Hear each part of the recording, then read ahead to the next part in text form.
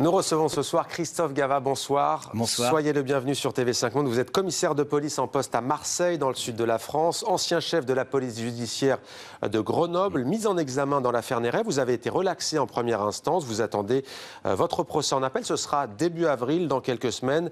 Ce soir, c'est l'écrivain que nous vous recevons après vos 2 livres témoignages, 96 heures, un commissaire en garde à vue et Flic un jour, flic toujours. Vous signez cette fois votre premier roman. Vous avez choisi la fiction. Ça s'appelle Corruption ordinaire, c'est aux éditions Plomb dans la collection 109. Alors, vous nous plongez, Christophe Gava, dans une commune du sud-ouest de la France où prévaut un sentiment tous pourris. C'est vrai qu'on entend parfois cela en France, et pas seulement s'agissant de la classe politique, mais plutôt à une échelle nationale. Là, on est vraiment dans le local. Et au cœur de l'histoire, il y a un maire qui se croit intouchable. Qui est ce maire? Parlez-nous de lui.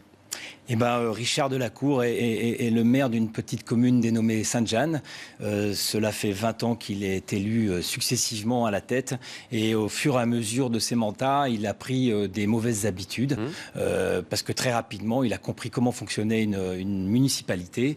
Et il a essayé de se nourrir d'argent personnel sur des affaires publiques.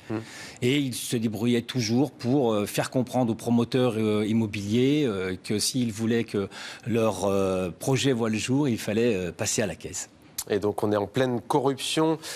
Quel délit commet-il exactement? Donc c'est des marchés du favoritisme? Alors, oui, moi ce qui m'intéressait surtout dans ce livre, c'est de démontrer qu'à partir du moment quand on arrive au pouvoir et qu'il n'y a pas les garde-fous qui fonctionnent naturellement, un maire peut vite tourner à la dérive.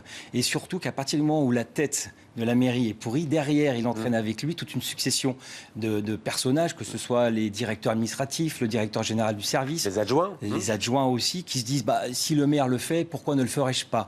Et ce qui m'intéresse, ils veulent leur part du gâteau. Et veulent la part du gâteau, voilà. Et donc on retrouve un peu toutes les formes de délinquance. Ça va de la corruption passive à l'abus de biens publics, au détournement de fonds. Et l'édile se pensait protégé, c'était sans compter sur vous, les flics, comme on dit dans le langage populaire. Christian Chabreuil et David Valespire, comment vont-ils enquêter? Parce que là, on n'est pas dans le grand banditisme. On se dit, pourquoi est-ce qu'ils vont s'intéresser à un maire, au fond? La difficulté, c'est que le commissaire de police, dans le livre, Stanislas Mitlag, va se rendre compte qu'il y a un dossier à sa brigade financière qui n'avance pas. Ouais. Il ne comprend pas pourquoi il n'avance pas et il décide de le reprendre en main complètement. Et il a une grosse pression de la part de sa hiérarchie et de la part du procureur de la République, parce qu'il y a des élections municipales qui vont arriver et il faut trouver rapidement une réponse pour savoir si oui ou non le maire qui est mis en cause dans ce dossier est coupable ou non des faits qui lui sont reprochés. Et donc il décide d'employer les grands moyens et au mieux de travailler un petit peu en posant correctement le problème, il se dit je vais travailler sur ces membres de la mairie, comme s'il s'agissait de voyous fichés au grand banditisme. Et il utilise les moyens habituellement réservés à la brigade de répression du banditisme, plutôt qu'à la brigade financière, pour enquêter sur ces élus locaux. Traquer ces élus comme il le ferait au fond avec des grands voyous. Exactement. Exactement. Et ce qui m'intéressait aussi, c'est pour ça qu'il y a des grands voyous, c'est de montrer la différence de comportement entre les uns et les autres, puisque dans le livre, il y a une deuxième intrigue où il y a un voyou fiché au grand banditisme qui est recherché par les policiers pour avoir commis moult braquages, et de montrer un petit peu la différence de positionnement entre les uns et les autres. Ouais. Vous respectez, on va dire, la carte sociologique de la région vous donnez des noms, par exemple, aux commissaires, ce sont des noms inventés, on imagine? Ah oui, tout est complètement inventé. Tous mes personnages sont inventés, tout est complètement fictif. Je me suis bien sûr souvenu d'un certain nombre d'affaires qui ont été traitées ici ou là, mais moi j'ai voulu faire une œuvre complète de fiction. Quand je dis carte sociologique, c'est qu'est-ce que vous, dans votre carrière, vous avez déjà eu par exemple des ramifications entre des élus locaux et le grand banditisme? On imagine que de toute façon tout arrive. Tout arrive. Tout arrive. Et dans mon livre, à un moment donné, effectivement, les élus locaux vont se retrouver à la même table que des voyous fichés au grand banditisme. Je ne m'égare pas plus loin, mais je laisse suggérer effectivement qu'il peut y avoir une connexion. Ce qui est frappant aussi, c'est la chute, en fait. Ils sortent d'un conseil municipal, ce maire en question et ses adjoints, et en fait, ils sont arrêtés comme entre guillemets, vulgaires voyous. Oui. Exactement. C'est qu'au bout d'un moment, quand les dossiers sont prêts, les policiers passent à l'attaque et après montent des opérations en lien avec le procureur de la République et décident d'aller les interpeller un par un. Et c'est peut-être pas facile. Rappelons quand même que le premier magistrat d'une commune, d'une ville, c'est le maire en question. C'est d'autant Il a donc des rapports très étroits avec un commissaire. Alors, sauf les commissaires qui travaillent en police judiciaire, qui de fait sont détachés de toute relation avec justement les autorités municipales pour éviter ce genre de cohésion. Trahison, mensonge, corruption, on ne va pas tout dire, on en a déjà dit beaucoup sur votre roman. Vous aviez déjà écrit 2 livres, plutôt 2 livres témoignages. Pourquoi est-ce que vous avez voulu choisir de passer au roman cette fois-ci ? Ça fait des années que je rêvais d'écrire et j'ai eu la chance par ces 2 livres témoignages de pouvoir me lancer dans le roman et je l'ai fait avec bonheur. Et je me régale et je vais continuer à en écrire encore d'autres polars. Alors il y a cette affaire Néret, je le disais, vous attendez votre procès, on vous sent plutôt serein. Qu'est-ce que ça vous apporte l'écriture au juste avec de telles échéances? Je suis serein. En tout cas, je suis confiant, et notamment confiant en la justice. Et j'espère qu'effectivement, mon innocence sera définitivement établie. Mais en attendant, vous écrivez. Qu'est-ce que ça vous apporte depuis que vous écrivez? Un vrai exutoire. Un vrai exutoire, ça permet de libérer toutes les choses que j'ai pu vivre en tant que policier maintenant depuis 30 ans. Et j'espère toujours démontrer aussi et apporter une autre image du policier.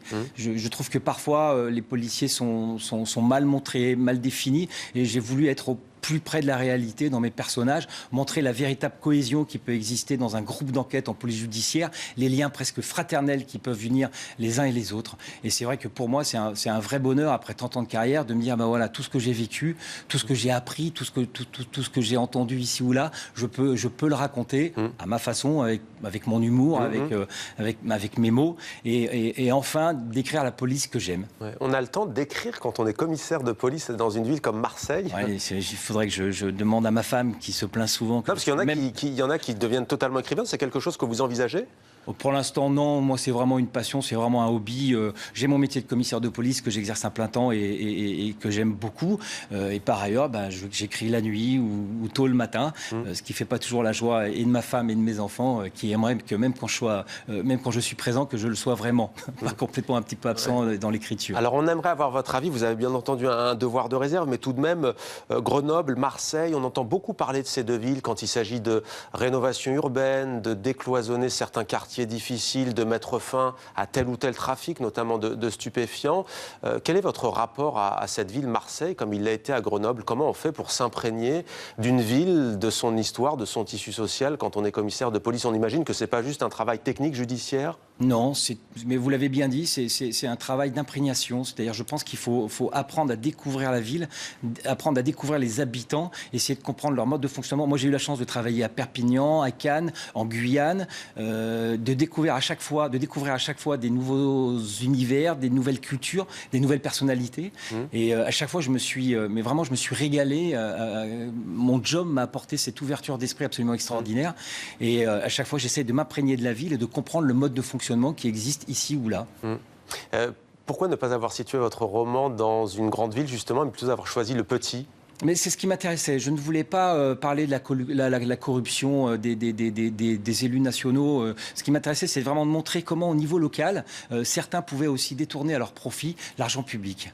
Vraiment montrer qu'à partir du moment où quelqu'un a un début de commencement de pouvoir, maire, premier adjoint à l'urbanisme, comment ces gens-là peuvent utiliser parfois, malheureusement, d'une façon très malhonnête, l'argent public. Ça, c'est en train de changer, selon vous? Oui, c'est en train de changer.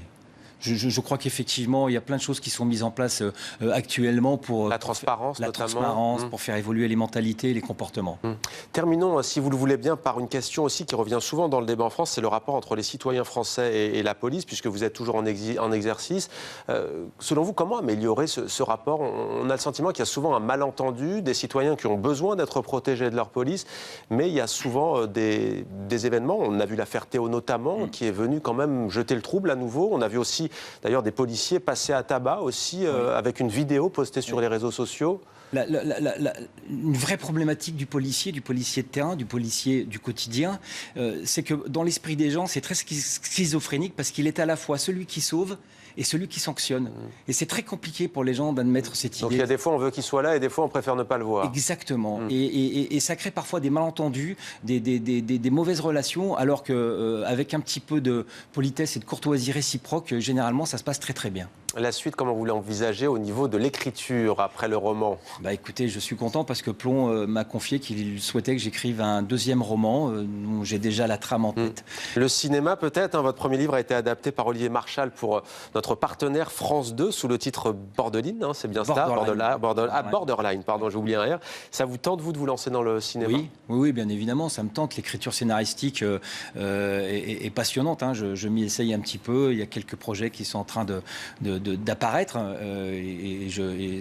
Oui, ça me tente beaucoup. Olivier, c'est un modèle pour vous, Olivier Marchal, ancien flic qui... Oui, complètement. Olivier est un ami d'une fidélité et d'une loyauté remarquable. J'étais encore avec lui hier midi. D'une sensibilité. Moi, ce que je retiens chez Olivier, c'est... il dit souvent que depuis qu'il est cinéaste, il a l'impression d'avoir une moins grande utilité publique, alors que quand il était flic, il avait l'impression d'avoir une vraie utilité. Et je retiens toujours son immense sincérité. Et je reprendrai sa formule. Il dit « Moi, j'aime les flics et je défends les flics ». Voilà. Merci beaucoup, Christophe Gava. Corruption ordinaire, édition Plon, collection 109. Merci d'avoir répondu à nos questions.